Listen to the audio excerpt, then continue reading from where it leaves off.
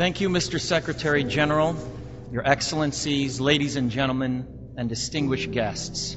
I'm honored to be here today.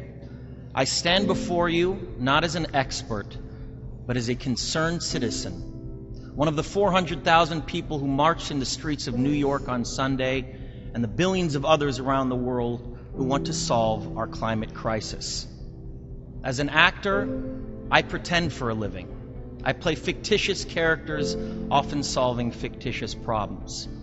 I believe that mankind has looked at climate change in that same way, as if it were a fiction, as if pretending that climate change wasn't real would somehow make it go away. But I think we all know better than that now.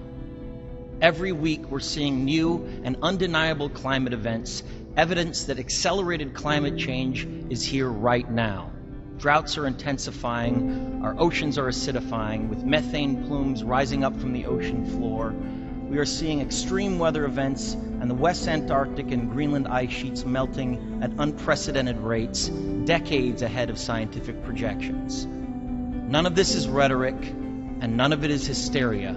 It is fact. The scientific community knows it, industry knows it, governments know it, even the United States military knows it. The chief of the U.S. Navy's Pacific Command, Admiral Samuel Locklear, recently said that climate change is our single greatest security threat. My friends, this body, perhaps more than any other gathering in human history, now faces this difficult but achievable task. You can make history, or you will be vilified by it.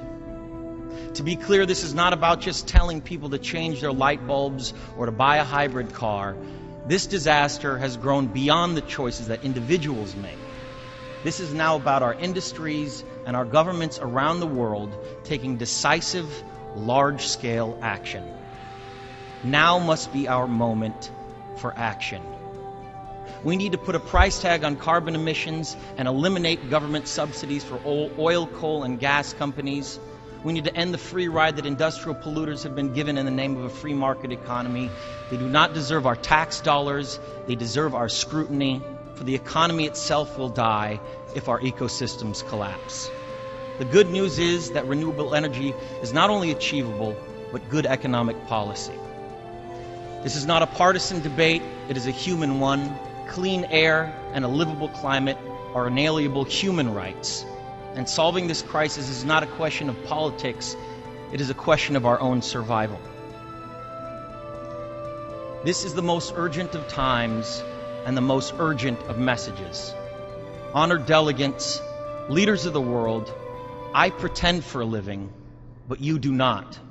The people made their voices heard on Sunday around the world, and the momentum will not stop. But now it is your turn. The time to answer humankind's greatest challenge is now. We beg of you to face it with courage and honesty. Thank you.